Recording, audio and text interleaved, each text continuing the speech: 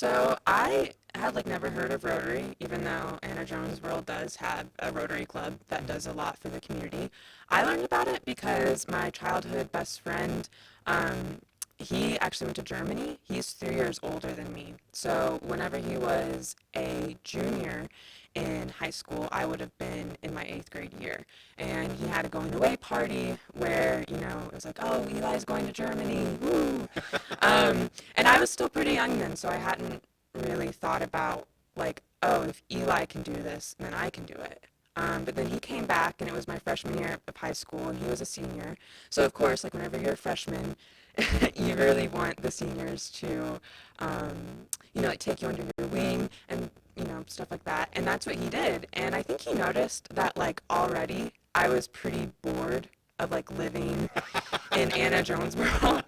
And I think he could tell that I was pretty unhappy even as like a 14-year-old. And so he thought, like you would be great for this because you're open-minded, you're not afraid just to like jump into something. And he said like, let's keep talking about it. Like I'll introduce you to Leon, who is this like exchange officer who's been doing it for decades. He's also like the sweetest man. And so yeah, that's kind of how it started. And I just told my mom one day, like, hey, Eli said I can do this, and I really want to do it. It'd be awesome to live in a different country for a year. And she said, like, at first I thought I was just joking.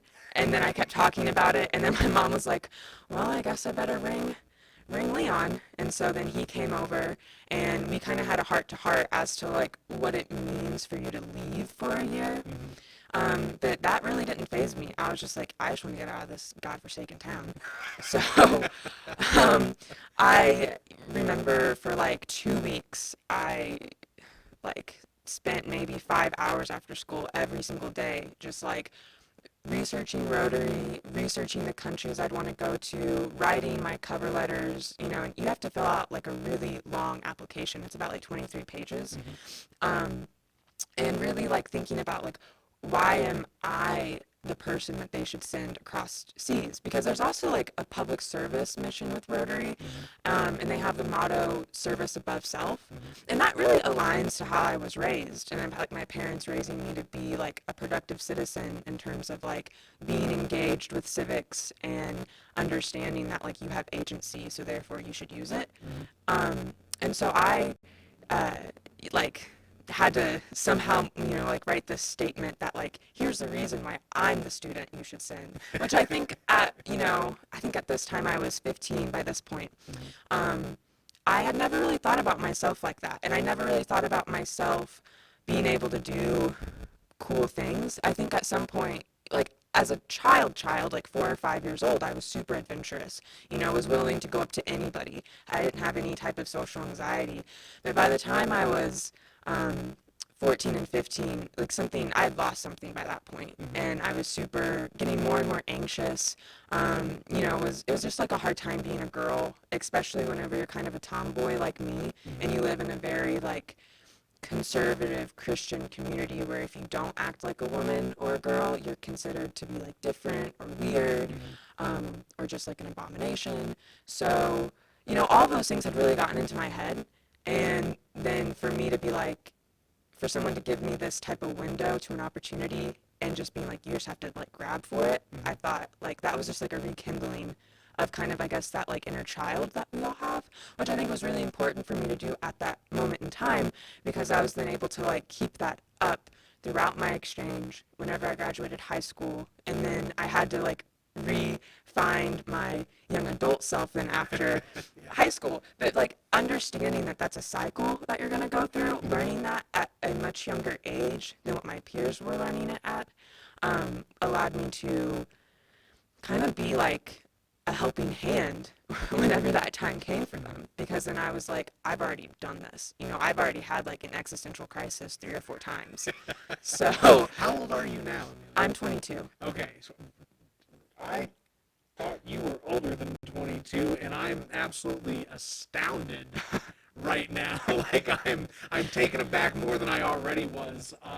This is where I'm going to do the break-in, because if I don't do the break-in now, I'm going to get lost in just a amount of being impressed in the individual. That's episode 56 for the WTF Carbondale podcast, where we talk to interesting people about their interesting lives and tie it all back to this little old place we call home, Carbondale, Illinois. Amelia Blakely, episode 56. Okay, cool. There's the break-in. That's all done. So when did you, just to get this out of the way, because now I'm even more astounded, did you work for the Headmans when you were in like high school then? Yeah, I graduated. So I started working at Headman's my last day at Dairy Queen and Anna. So I worked at Dairy Queen and Anna for my whole like senior year. And then it just got to a point where I was like, I hate fast food and I hate capitalism. I need to go somewhere else. And then I really wanted to keep up my Swedish. And so we somehow learned that there was a Swedish winery with like people who were speaking Swedish. And so that's why I went to work there after I'd graduated high school. But I was like, I graduated high school like May 17th and then started working at the winery May 27th. Okay. So I don't think we would have crossed over at No. Headmans. I think I was there like 7 years ago. I couldn't even tell you at this point. It's just been a while. But so when you were doing Rotary, you said to keep up your Swedish. Did you go to Sweden as part of your Rotary exchange? yeah, that's where I lived for a year. That was my like host country is what they call it. Yeah. I lived in Gothenburg, Sweden, which is like the second largest city in the country. And It's totally not Batman's home. no, no, it's not. Well, they call it in Swedish. It's called Göteborg, but because we, don't have the certain alphabet that they do, Yeah. we call it Gothenburg in English. But yeah, That's cool. yeah. So, like like when you were you presented with a slate of options for Yeah. Rotary? Okay. Yeah, you're given, at the time I did it, it was 2013 was like me looking at the prospective countries that they were going to have for like roughly the next 2 years. Because like doing a foreign exchange program means that the foreign exchange program is at the whim of foreign relations. So some countries you have an option to go to some years, some countries you don't. Some countries have language requirements where you have to like know French or already know German or already know Spanish. Some countries don't. Usually if you come from an English-speaking country, they want you to go someplace else for you to learn a language. Also, some countries, if you have certain like mental illnesses or certain physical conditions and you take certain type of medications, you have to like make sure you find one country that will allow you to even import those medications. Like I had a friend in Sweden who her parents had to send her medicine and like hidden in like care packages because she had Lyme disease, and she was also gluten intolerant. And there was like an issue with her prescription and like them not letting it go overseas, and so then her parents had to like finesse it and put like it in like care packages. But that's how you're kind of that's how your country selection is given, and then you're allowed to pick up, I think whenever I was there, you can choose your top 3 countries. Usually you get your top 3, but if you don't, then you have to actually make a list from like 1 to 25. But really they only tell you to like really contemplate the first 3. I know some people who've gotten like their 5th choice, or like stuff that's been really down on the list, but it ended up being an okay situation. But Sweden was my first choice. I think it was just like I read about it and I just thought like, wow, this country sounds exactly how like my personality is, where it's like slightly awkward, sarcastic. I love cold weather. I love everything about the Arctic. Like if I could live in the Arctic, I would. I don't know what it is about it, but it's just like a very special place. And so yeah, I went there and I really fell in love with it. Like I came back feeling more Swedish than I did American. Because like whenever you are raised in a liberal household in a very conservative area, you kind of get this sense that like, or at least I did growing up, that like Anna, Jonesboro, like wasn't the place for me. Like I wasn't supposed to be there, and like people who thought like me like were kind of outcast. And so for me to go to Sweden where like everyone thought like me, it was like unbelievable. Like, oh, people are friendly to gay people, or like I mean, Sweden has its own problems, don't get me wrong. Yeah. It has like its problem with white supremacy and racism. But I think, at 15, I was just so enamored with like the fact that my peers were getting paid to go to school because like it came that system, that type of, what's it called, social safety net came about in the 1970s in Sweden because there was an issue with poverty and like kids not having the resources that they needed to go to school. And so then the government was just like, well, then we will supply you with enough money for you to buy your boots for school, your coat, your supplies. And then so that's still kept on. And to me, I had come from a place where like people bemoan taxes and like where, if you ever get on unemployment, it's like something to be ashamed of. Yeah. And so that was completely different to me, that like people live in a type of society where like that's okay. Where there's actual society. Yeah. Yeah, it's not like this like messed up version of society that we live in America. Yeah. So what was the focus? I mean, was there a particular, when you get into the, is it Rotary Youth Exchange International, or what's the phrasing of it? Yeah, so Rotary International is like the umbrella organization, and then Rotary International has various different programs. Sorry, they have like a polio vaccination program where like they just go around the world and vaccinate people for polio. They have the Rotary Youth Exchange program. They also have Interact clubs and Rotaract clubs. So those are clubs that are localized to high schools and colleges. They also are trying to start, or that may already be started in different communities, but we tried to have one here in Carbondale called the Rotary Community Corps, and it was for people who, didn't have the time or money to join Rotary International, because you do have to pay fees. It is kind of expensive to be a part of the club, and you also have to be invited to be a part of it, in terms of like being a part of like the Carbondale Club or the Carterville Club. And you really have to like work on your networking skills. That's really what's kind of a good part about Rotary, is that if you're not good at networking, this forces you to be good at networking. And let me think about what other. They also have Rotex, so like I'm considered a Rotex because I'm a Rotary Youth Exchange alumni. Okay. But it's for people like me who still want to be involved in the program and want to be involved in Rotary, but we are, college students or young adults, and we just don't have the time or the money to become a part of some of these larger organizations, but we still want to be involved in making sure our districts continue this tradition of sending kids out and then accepting kids in. That's awesome.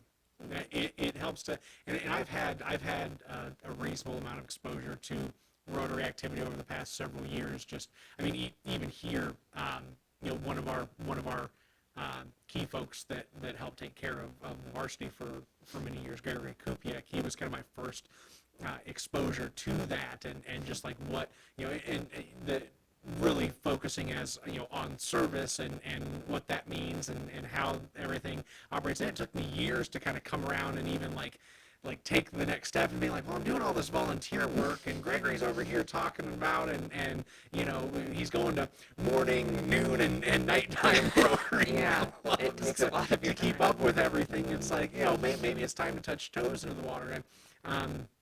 And checked out and got to see just a handful of things about Rotary, kind of just kind of guesting at meetings for a little while, and got to see things like John Patton, who was part of their whatever their onshore youth programs are. They've got like some sort of camp of some sort. I don't know. Is it called RILA? Are you talking about that? Yes, Yeah. Yep, RILA. RILA is like, if you can't do exchange, you need to do RILA. Okay. It's like the second best. It is domestic. It's not as long. It's not a year. It's just a weekend. But like that's really good for kids who don't have the interest for going away for a year, or the drive, or the resources, or like the whatever their circumstances is. Because RILA is just like going to a summer camp, but it's like professional. Yeah. And you like learn how to present yourself you know, especially for people who grow up in the same circle of people. You kind of forget how to be social with like people who don't know you. Because you're just there. Yeah, like, yeah, that was something that Rotary actually taught me is like, at the Anna Jonesboro Rotary Club and just in Anna Jonesboro, everyone knows you by relation of your kin. So they know me by like, oh, you're Dee Dee Kurt's daughter, or you're Dorothy, you know, Kurt's granddaughter, or Don Kurt's granddaughter. And that comes with like certain baggage. Oh, yeah. And so whenever people meet you and they don't know that baggage, it's so interesting to have yourself received by somebody who doesn't know that. And they, you know, and it gives you like a fresh perspective of yourself, which I think is really refreshing, sometimes daunting, but necessary, I think, if we are to grow as people. Which clearly has been functional for you thus far. 20 freaking 2. I mean, I could have sworn I was just in the back of my mind that you have been around for much longer than just a couple of years, but it at least if it feels like it's been 7 years and it's only been, you know, 3 that you've been in a sphere of folks that I've been aware of and engaged with and whatnot. It's impressive. That says something about the impact that you have on folks. Which one of the components for doing the youth exchange, right, is fundraising, right? Which you have to have a pretty big impact on folks to make that happen. And one of the folks that I've had on before, episode 47, 48-ish, Naomi Tolbert, she would have done this several years prior to your activity, but she talked about, you know, having to go through and do a lot of fundraising and spent, you know, about the same amount of time fundraising as she did actually going and experiencing, you know, the time overseas. Yeah. I was, you know, I'm fortunate enough that my family background, I did not have to fundraise. I had a college fund that I was very lucky to have, and my parents, you know, my grandparents put forth before they passed. But my parents are alive, but my grandparents aren't. That's what I meant by that. I don't want to confuse anybody. But, you know, the girl that came after me, that's from Anna, that I got into the program, she comes from a very different set of circumstances, and so she did have to fundraise. And so I was involved with that in helping her, and, you know, and just promoting it, you know, going to the fundraiser, donating my money to the cause, because she was kind of like the person that this program is really for, you know, somebody who wouldn't have any other type of opportunity to, you know, she went to the Netherlands. And I was just like, that's what's so cool about this program is that you get people who live in like Lit Creek, or for me it was Anna, and like those are places that like that you can't even imagine like living overseas whenever you live there, because your life is just so oriented around like what's familiar. And so many people just like stay in one place for so long, and there's nothing wrong with that. But Thank you, I appreciate that. Yeah. No, like, I'm sorry, I'm touting through and through. I can't help it. no, I mean, I think there's something really admirable about being that steady and consistent in an area. But I also think that with that comes, you get like stuck in traditions that might not bear very meaningful or productive or, you know, just like good fruit. And I think that that's what's good about traveling, is because then you come back and you start to see like, oh, this, you know, unique element of living here is good, and we should maintain it and cultivate it and protect it. But this other part, well, this is causing a lot of trauma. You know, it's causing, you know, like, this is the reason why every young person leaves, whether it's, you know, extreme religion, or just, you know, kind of what it's like to live in a small town where people talk and gossip and stuff like that. They get catty. And once something occurs, it's the scarlet letter. Exactly. You know, life from there on out. And if you can't remove yourself physically, then you can never get beyond things that are more in the ether than they are in reality. Yeah, like your reputation, even in like Carbondale, your reputation, because Carbondale is still so small enough that if you don't have a good reputation, things might be harder for you. You know, it's not like in a city where you're anonymous, which I think is a good thing and a bad thing. It teaches you to be aware, Yeah. but it can also, cause a lot of anxiety and a lot of just like toxic thinking. Well, and this is a good point to kind of break away from the Rotary chat and get more into the broader person that is Amelia, because it was a topic that I've discussed with multiple folks on this podcast, but one that sticks out was like early on, like episode number 4, a gentleman named Mike Baltz. He does now he writes and does stuff for WSIU, and he's all over the place. But we talked about how these opportunities to engage with media organizations and to share your expertise with a much larger audience just wouldn't be plausible in a larger metro market or even a medium-sized metro market, right? That because of this place's size and density, that access to things like writing a editorial for the Southern Illinoisan, or contributing to WSIU, or starting up your own silly little podcast that somehow gets enough legs because you have a fringe Facebook account. Like, these things are all plausible in this place. It's kind of a microcosm of like the best of both worlds. The quality of production and standards and ethics that typically go into these things and have to occur in larger metro markets, but the accessibility of that small hometown feel. Mm-hmm. And that gets me to kind of the ask. I've got like 18 different questions to go along with this, but I'm going to drop one and see where we go from there. Was that accessibility to kind of these media organizations and mechanisms something that has helped you grow and like get to where you are now with the work that you do?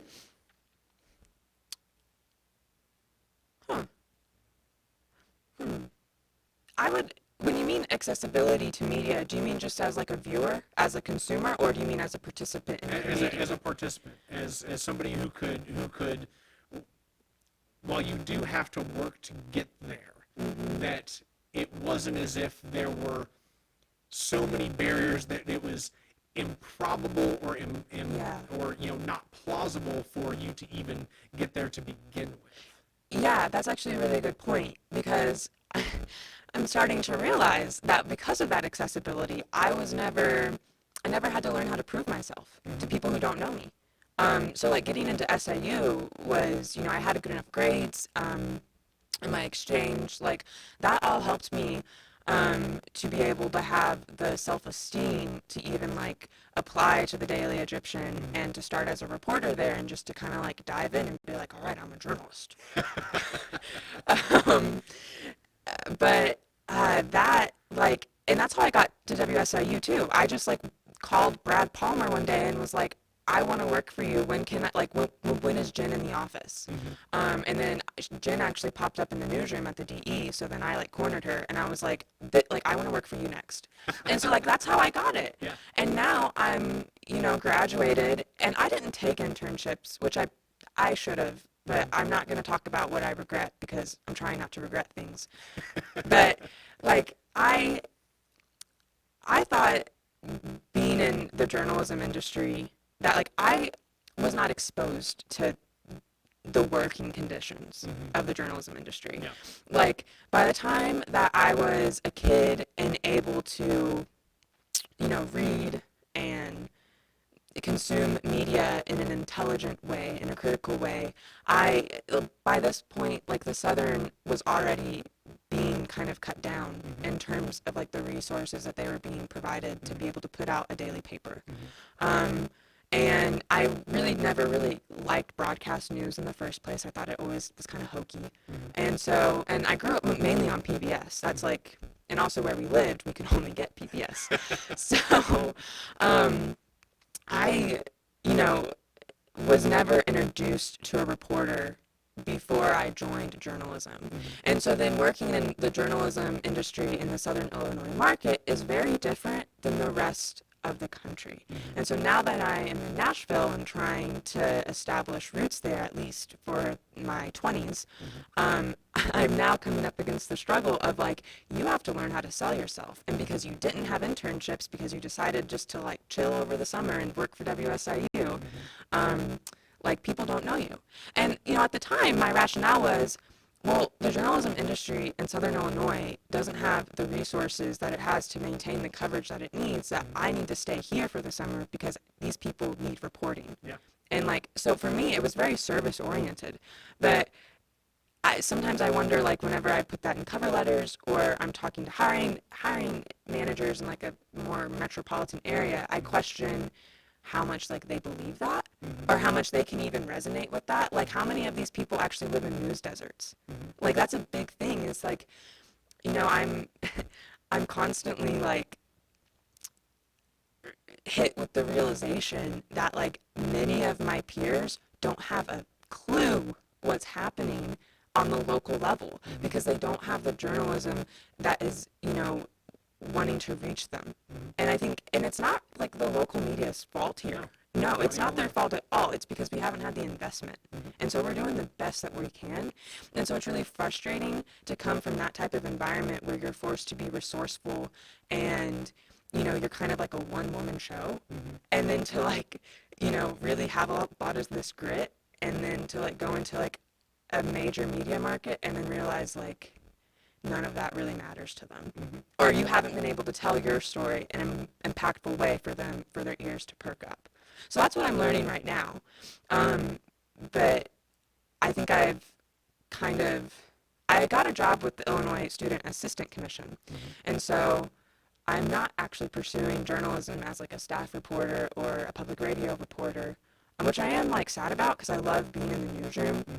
But I kind of thought to myself, journalism is a type of industry that has really done some not great things for this country in terms of, like, how newspapers used to really perpetuate, like, racism and would put ads for people who were escaping the South for, like, people to kidnap them and bring them back.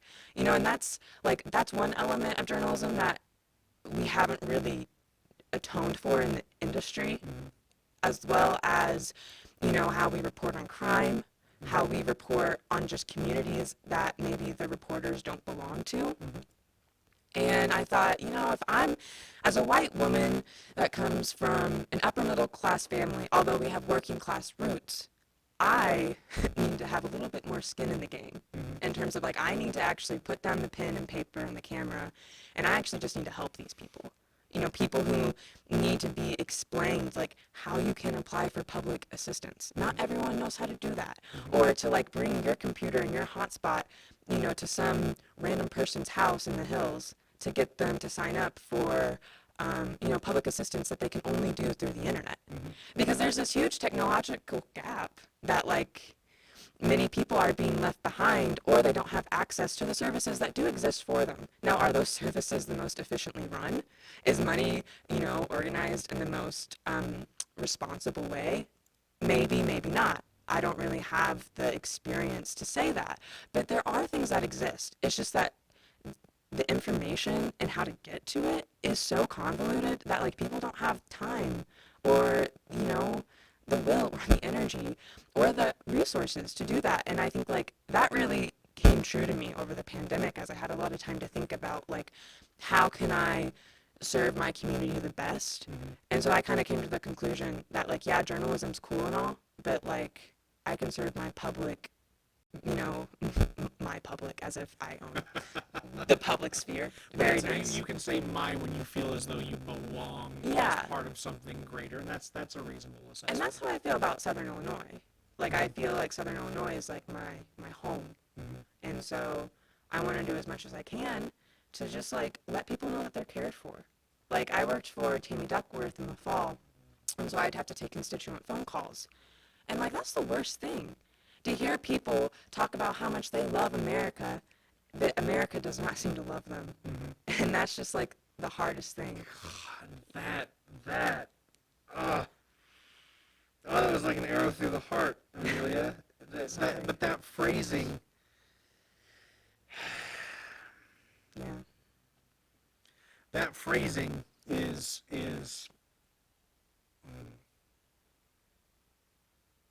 such a definition of why to do what you would do. For someone, and it's not like you just had one person say that or express that feeling to you. It's like that was, I'm sure, a constant. Yeah.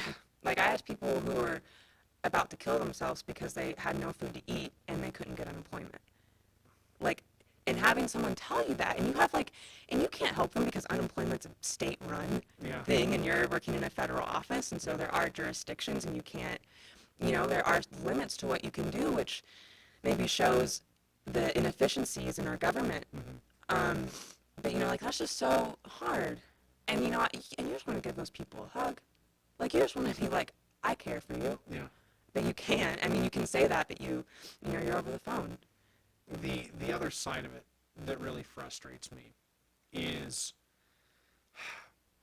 our modern benevolence culture in this country, and the issue that those who seek to participate in benevolence all too often do so more so for the theatrics of it and the performative aspect of benevolence, as opposed to supporting the true benevolent act, which would be functional policy that fixes the core issue that makes benevolence a requirement to begin with, right? Like the reality that while food bank work is important and helpful and takes care of a lot of people in a lot of different ways, that barely scratches the surface of 5% of the hunger needs in this country, and that the real fix for that is a functional supplemental nutrition program that everybody has easy access to. I mean, what occurred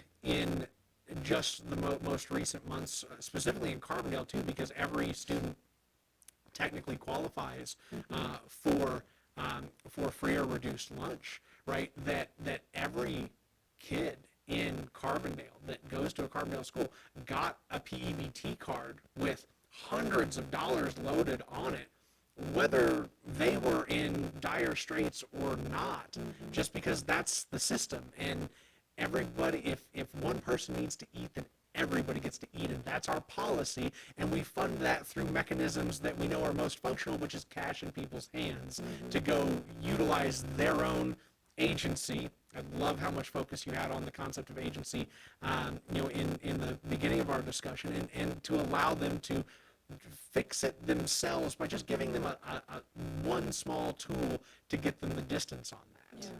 Yeah. And I don't know, whenever you're an intern for Tammy Duckworth, you get one Zoom session with her. Otherwise, you don't get to talk to her at all. Yeah. But that was my question to her. I was like, how do we convince the GOP that like government can actually help people? How can we do that? And she just said bluntly to me that like they don't believe in that, so they're gonna organize the systems and they're gonna organize these institutions so that they don't work, so that you lose faith in government. And that like blew my mind because my whole time I'm thinking like, how can I persuade them?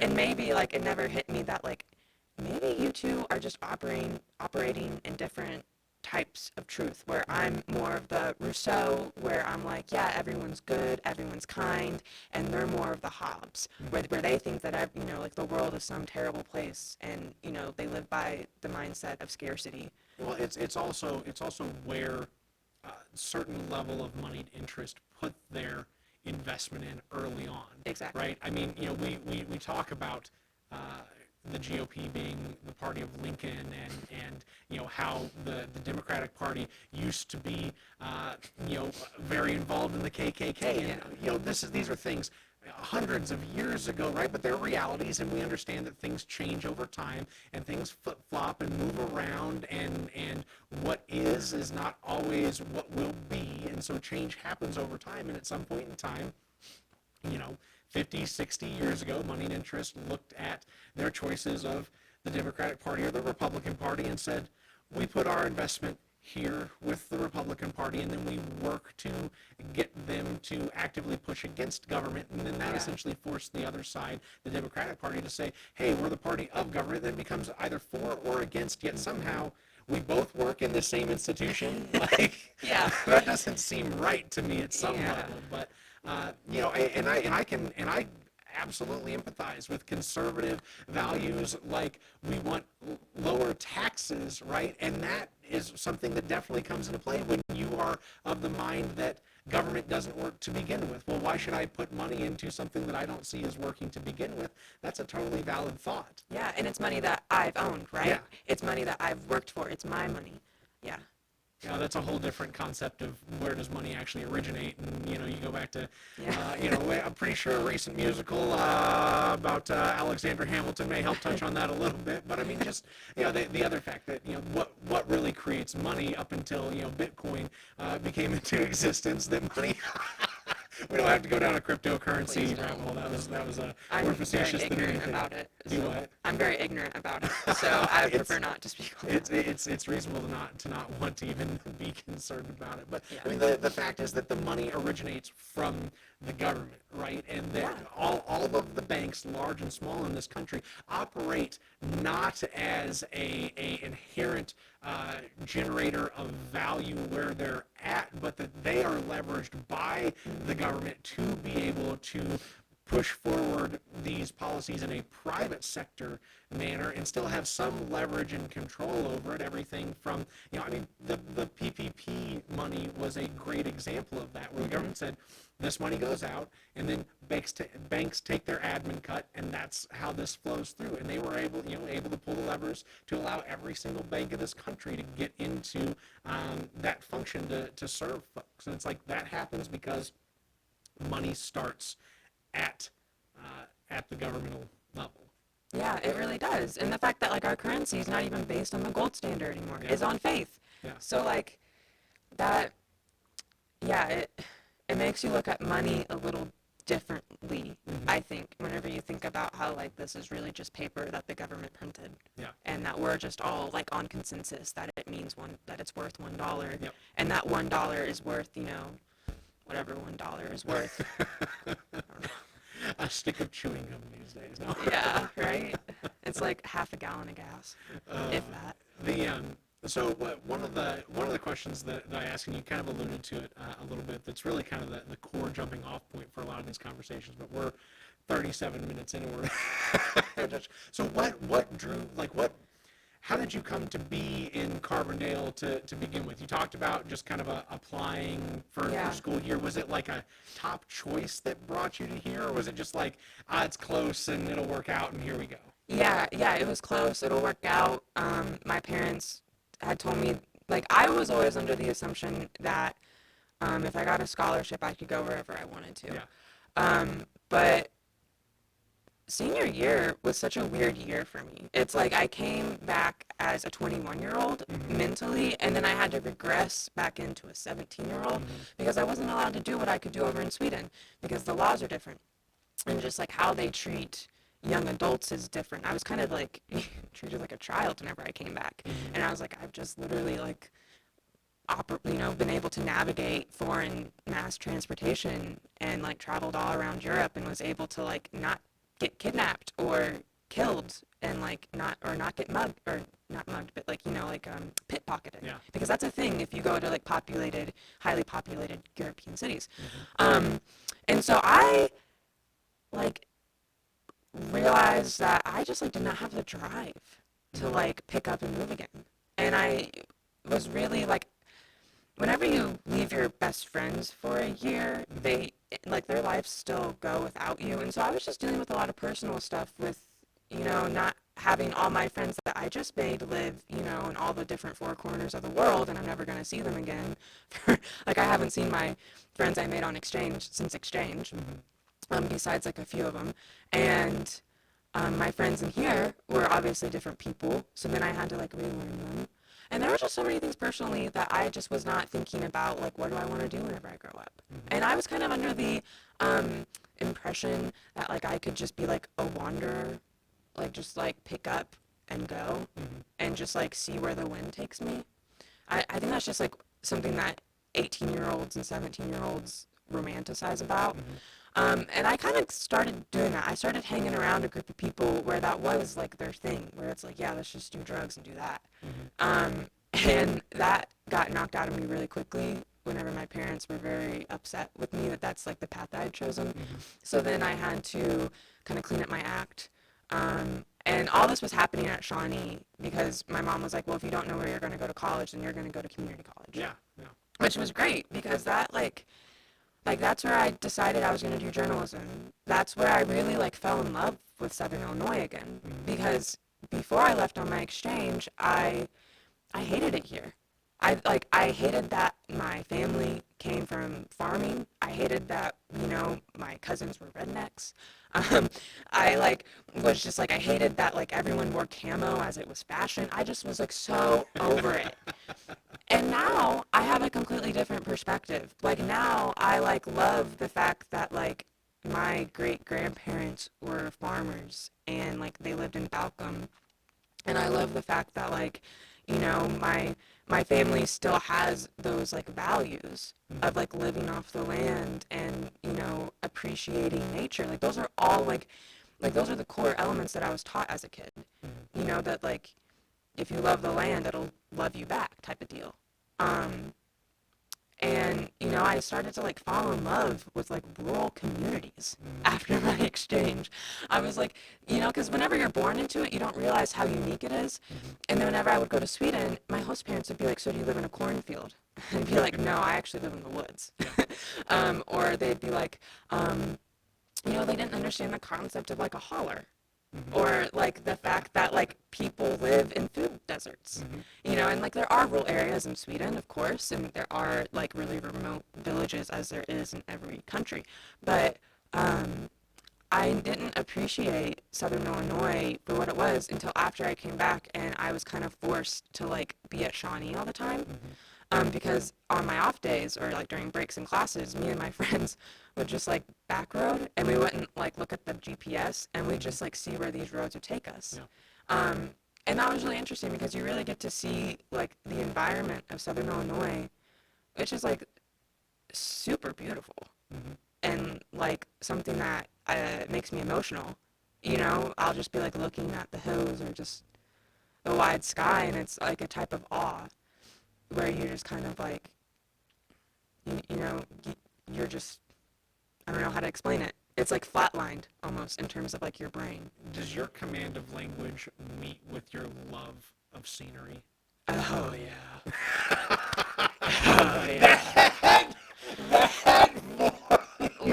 like I have had it in my mind that question since the first 5 minutes of this, like, wanting to explore your command of language and understanding that more. But, like, as you speak on your love of the land and physical place, right? It's very clear that where the language originates, not just up here, but in your heart, comes from kind of that.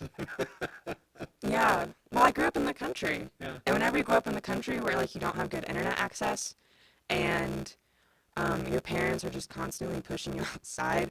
And my dad's a stonemason, and so he was always outside building rock walls. Like, that's, I think, just, like... So him and Anders probably got along real well then. They actually didn't meet that often. Oh, what a I shame. I know. The Krugman. I know. Whatever the heck that Anders' specialty. I love Anders. He used to, like, get really, okay. Yeah, he'd have a drink or two. Yeah, he'd have a drink or two, and then he'd, like, start talking to me about politics while I'd be closing up the cash register. And me and him were on the same page. Yeah. He was a little bit more crass and a little bit more, like... Older Swedish guy who was totally cool with just saying whatever he wanted to. Yeah, and he was also, like, in his 70s. Yeah. So some of it was kind of like, okay, Anders, like, I love you like family, and that's why I'm not getting creeped out, but, like, don't say that around Brenda. like, I know I can hold my own, so I'm not that worried about it. But, yeah. But I think that's, I mean, I get super, like, immersed, I guess, in, like,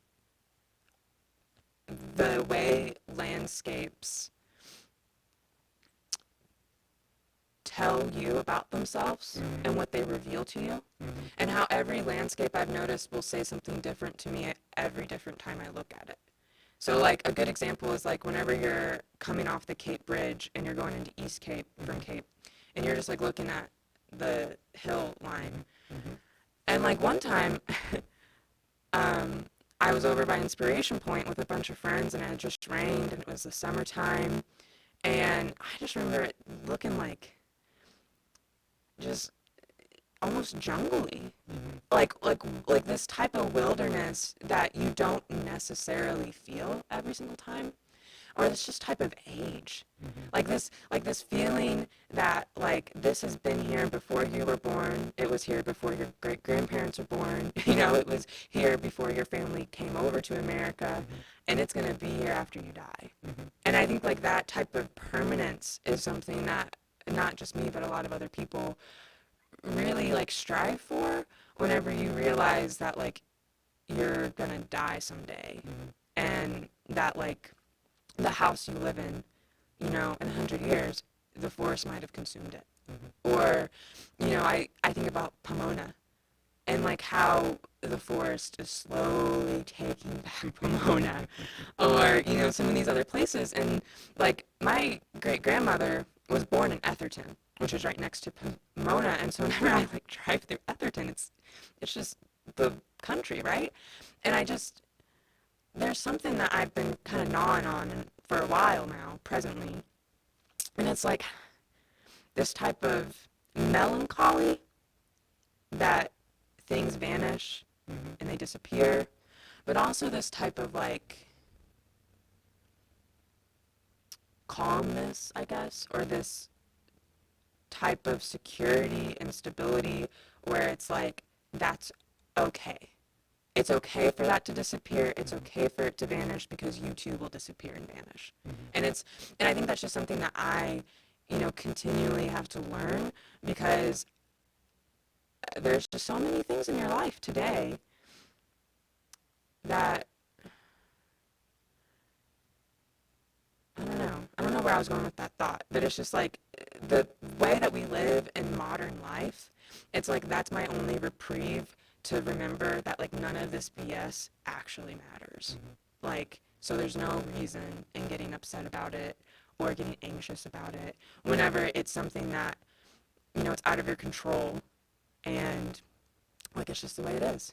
But on the other side of that, you're talking about the encroachment of nature back onto what man has cut through. Yeah, right? yeah. And how, if it takes a billion blades of grass to overgrow an old town or city or what have you, that it is the same concept for yourself as one more blade of grass among millions to overgrow again what you see as something problematic in the world.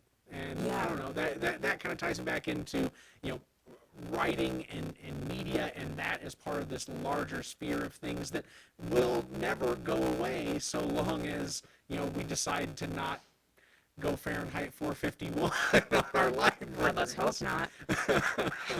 That's a legitimate fear of mine, unfortunately. It's a legitimate fear, period. I mean, Yeah. what does that look like in modern context, right? What does that look like in a world where media is not printed, binded pages, but it is wires and servers and data that is represented on a screen and text, and when somebody decides that they want to control that and flip a switch on or off. Case in point, right now with the coronavirus surge in India and the government's control over the flow of information there, like where does the conceptual how am I trying to refer to Fahrenheit 451 here? But how does that more traditional concept of media get understood in a modern form where it's not about burning the books, but it's about simply flipping the switch and cutting the power? God, yeah. Yeah, I think there is, I'm all for progress and change and technology. Like I know tech can make life better.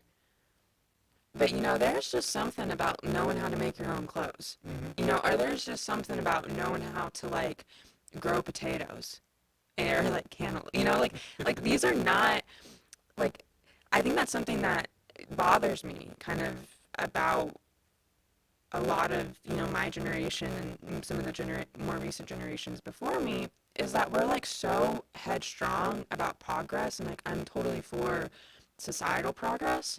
But in terms of like the material conditions of how we live our life, I'm really, more leaning towards this traditional type of lifestyle, which is much more sustainable, where it's like everything's locally sourced. But knowing how to locally source things means that you have to know like how to do trades. And like that's something that I think with tech and just kind of like modernity, where like, it's really important for kids to know how to like program a computer. But what about, some of these more like sustenance type of skills that we've lost? And I think that goes to a really good point about like media, where like if you just start putting everything into servers, where it's all like compute, in a computer, then like what happens when the power's cut off? Yeah. Like like are we gonna go back to telegrams? Yeah. Like like who knows how to read Morse code? I don't. Yeah. So we'll be screwed then. Who knows how to actually bind a book? Who knows how Yeah. to make parchment out of hemp, because we'll have enough of it at that point when the power finally goes out, right? Yeah. Fingers crossed there. We'll at least get that far with it. But no, I mean, and that's a serious concern that I have. I mean, just personally, like I'm incapable of anything that requires dexterity and skill. Right, trying to work on my house, trying to do something out in the land and rear fruit, like plant things and grow them and not have them die on you. Like I'm incapable, right? Sure, it's great. I can sit here and we can talk and I'm good at the media thing, but when it comes down to it, if all of this ceases to be and there is only existence left to participate in and not the creature comforts that we've grown into,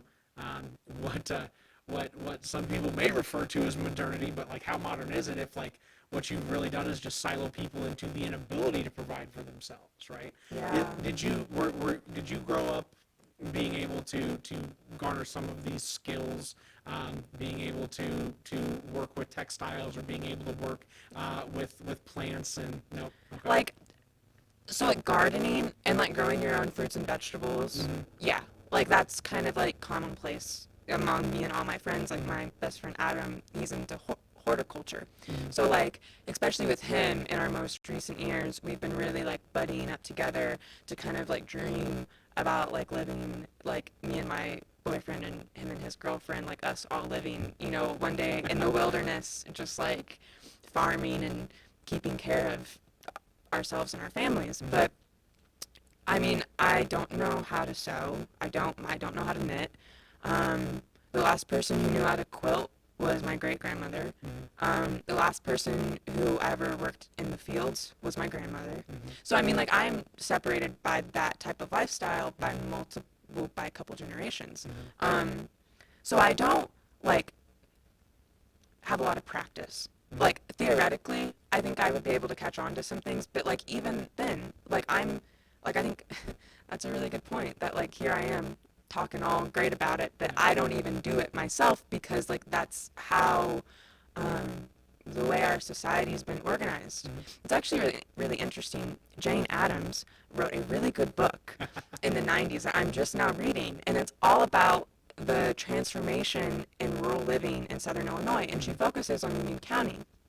And in her book, she explains like how the post-World War II economy completely changed farm families' lives, and how the way that the national market systems were organized, and how federal policymakers viewed agriculture as just another branch of industry and not its unique entity itself, how they, organized the market forces to push farm women who were partners on the farm and, did just as much work as the men, into pushing them off into off-the-farm jobs. So in Anna, it was the shoe factory, or working at the state hospital, or being a teacher or something like that.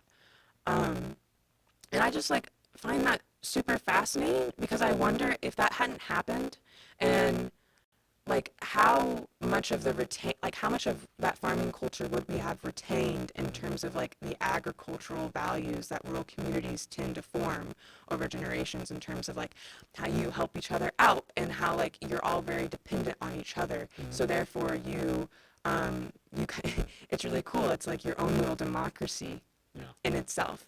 And yeah, I wonder about what it would look like if that hadn't happened. But at the same time, you know, whenever my grandparents could get off the farm, they were happy to. Like I don't think we need to romanticize what it was like to be a migrant worker. Like that's really backbreaking work where you're like it's a lot of pain. I mean, like there's this one quote from Edith Rindelman, who is actually the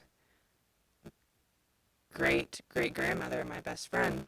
But there's a quote from her in that book, and it's like, all anybody ever wanted me to do was work. And like, if I had to relive my life again, I would be so upset, or like I would not choose to relive what I've done because they just wanted me to work. And I think like that's something that my generation doesn't understand, is like how hard people had to work in the turn of the century, and like how we really like have it good in terms of like, we buy our clothes at the store.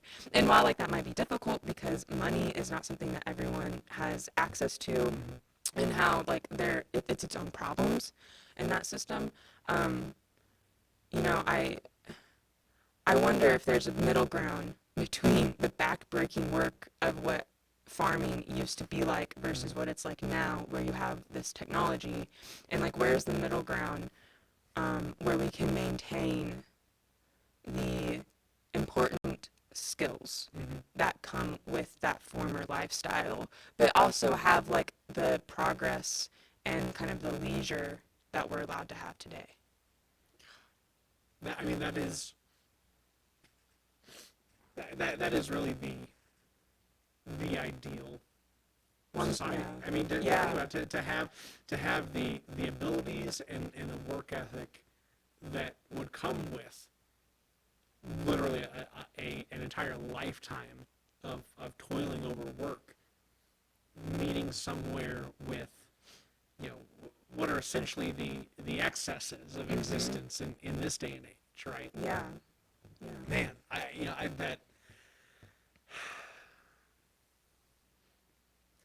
got a lot of like deep sighs and a lot of thinking out of this conversation. That's my life. I'm sorry. No, don't apologize. That's what this is for. Okay, Like cool. this is really meaningful stuff, right? And to connect it back to something like Jane's, because she didn't just write a book because she read some books, right? No. This is a lived generational experience for Jane, just the same as it is for you. Yeah. Well, and the fact that like the introduction of it like brought me to tears, because like my grandparents died whenever I was like not even born. My grandpa died before I was born, and my grandmother, and this is on my mom's side, my grandmother died whenever I was 2, and they're the ones that are from Southern Illinois. And I was always asking my mom, like, where did we come from? Like, how did we end up here? Why are we in like this small town in the middle of the country that like no one seems to know about? Like, what's this deal? Like, why can't I go live in Chicago or New York? And she could tell me what she could, but she could never tell me about the historical context that they lived in, because she wasn't born either. She was born in the early 60s. And so, there's this kind of like this hole in me of like, why do I feel a connection to these random towns and this landscape, but I don't know why? Yeah. And then I read her book, and then, my mom gets an ancestry account, so we're able to like find people beyond 3 or 4 generations. And I start to realize that like the history that Jane is talking about is my history. Yeah. And that's the first time that I've ever seen it written about, and it like analyzed, and it connected to other like larger historical processes that were happening. And like, because it's been so like profound for me, it makes me want to do that for other people, because there are so many people who are Americans, but they don't know how they became Americans. They don't like they just know that they exist. I have this stump speech that I work off of here in town where I'm like, I'm from Carbondale generations and generations back. Live on a road named for my great grandfather and a house that my grandpa built in 1964 with his bare hands and whatever else. But my understanding of my lineage and my connection to this place, which is carnal in the sense that yours is just the same, right? That mine only that it's only within the context of my life and not rooted as far back as it needs to be in an understanding of who were the first people that set foot on this land that were my kin, right? It's easy to understand on one side of my family. On my father's side, it's an immigrant story. Great grandparents on grandpa's side, on father's side, came over here in the 1900s to mine coal and do whatever in Heron.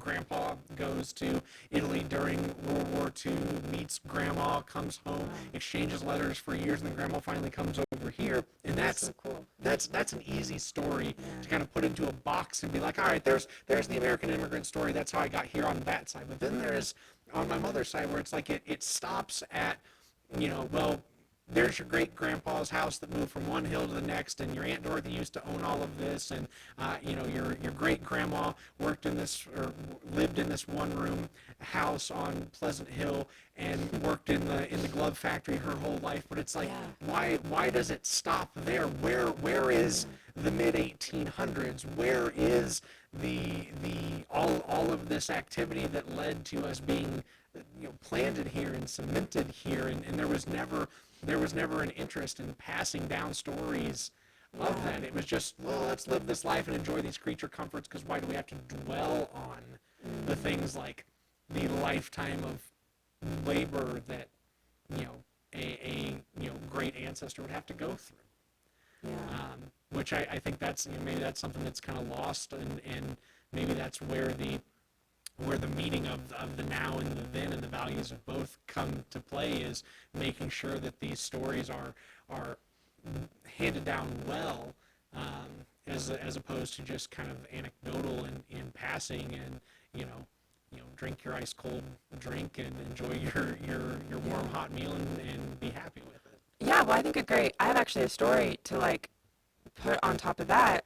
Currently, I still write and I still report, and I'm reporting now on these communities that were founded by some of them were recently freed or runaway slaves, but some of them were just like free Black Americans that were coming from North Carolina and Virginia, and they settled in a little south of Thompsonville, and then they settled in Carrier Mills. You might have heard of them because Pepper Holder talks about Lakeview quite often. I'll have to go back. So I will have to send you that podcast. Pepper's my longest podcast. Yeah, he was right around 2 hours, just a little under. We barely scratched the surface. Oh yeah. Barely scratched the surface with Pepper. I mean, we could sit down and probably do another 10 hours and still have not scratched the surface. And that, like, before I let you off and run in with that part, that's part of this project too, right? Like, the reason why this needs to happen, why this podcast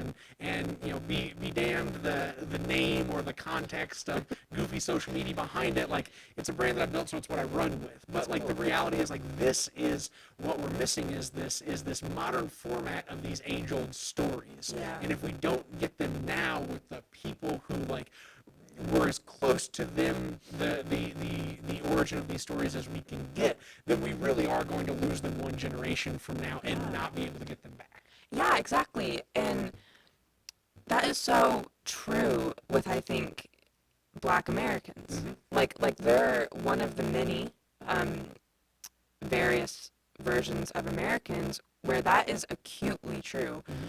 And I've been speaking to some of the descendants from some of the pioneers that settled these communities, and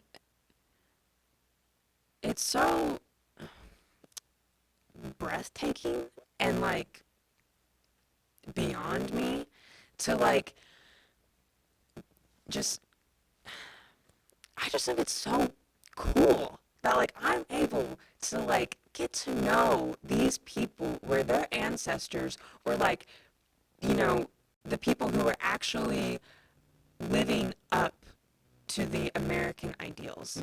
And like I've been really fascinated about this time in American history after the American Revolution where people were trying to live up to these ideals of like equality and liberty and individual rights, and just how like whenever, you know, because there were like free African Americans living in colonial America, and like those that group of people is just completely ignored in American history, and it's like that's what it means to be American. Yeah. That's like it means like, and so for sorry, I get really No, into no, it, get it, but it's you just got like it. for you know the ancestors of these people who were leaving like really horrible conditions and the threat of their freedoms. So they came to Southern Illinois and they settled in like the most remote place, and they were able to create education, community. They were able to create churches, all in spite of, you know, the KKK and, you know, people who were trying to kidnap them, people who would rape them. I mean, like really horrible things. They did that all, and they were able to create like this large family and this community that has like hundreds of people, and they're all connected with like the same trunk or the same, like I like to view it as like a forest. It's like all of, you know, the trunks are all like the original people, and then the branches are their descendants, and they were able to grow and they were able to prosper. And like that is so amazing that that happened in Southern Illinois, and yet we don't talk about it. Yeah. And that's just like that's what it means to be Southern Illinoisan. It means to come from a place where you're not respected, and you carve out your own place and you kind of like claim it for yourselves. But you don't do it in a way that's oppressive and, you know, just like hyped up on power and control, but you do it so that you can have, you know, your children and your children's children prosper, because that's what matters. It matters like for the future. And I just think like that's what I'm reporting on now, and I'm just so like thankful that they're letting me into this and like wanting to talk to me, because I'm able to hear their family stories, and it's just like I don't know, I just love hearing about what people do, even like in like if it's 200 years ago, because it's just so fascinating. And it has such an impact on our existence now. Exactly. I mean, like these ancestors, their descendants were prominent people. You know, they were like Archie Jones, who was the first black councilman in Carbondale. It was, you know, the first black Miss Southern Illinois. I mean, like, there's much more, and I have them written down, but I can't recall them off the top of my head. But just like, this is an amazing accomplishment, and I think it is actually to the demise of Southern Illinois that we have been kept separated in terms of race and class. Whenever like we could actually create a type of Southern Illinois that maintains all of its beautiful, picturesque versions, but where like there's actual investment and there's actually thought about the future and like how are my children going to be able to like create a life here? Because I often think that like we want to think like that, but then our actions don't actually line up with like those wants. And I, you know, and I hope that like with my reporting, I can at least maybe find a little bit of like a sliver of maybe like hopefulness or a solution as to like how that can happen. And it might just be like documenting, you know, this reunion. They're gonna have this like a family reunion on Memorial Day where they go to one of the cemeteries where everyone is buried in the family, and they have a barbecue to keep up the cemetery and the church and stuff. And so I'm gonna probably attend that. But I just think that's so cool because, and also for them, like the reason that a lot of these descendants left was because of the racism here. And they didn't have any opportunities, so they left. And I do the same thing. But they come home. It's like a pilgrimage for them. And I was talking to one lady, and she was saying she lives in Ohio now, and how whenever she brought her mom back after decades of not being there, it was just like, it was like she came home. And I think that, like, especially for people of African descent, people who, you know, are part of any type of community that's been forced to flee, I think that, like, that ability to come home is something that needs to be cherished and protected. because everyone needs a home. Everyone. Like, everyone needs a home. So. And this is ours. Right Episode on. 56, Amelia Blakely. We always end on something that matters with these podcasts, and the concept of home and what that means here, not just in Carbondale, but Southern Illinois is one of those things. Have a good one, folks, whatever that one may be.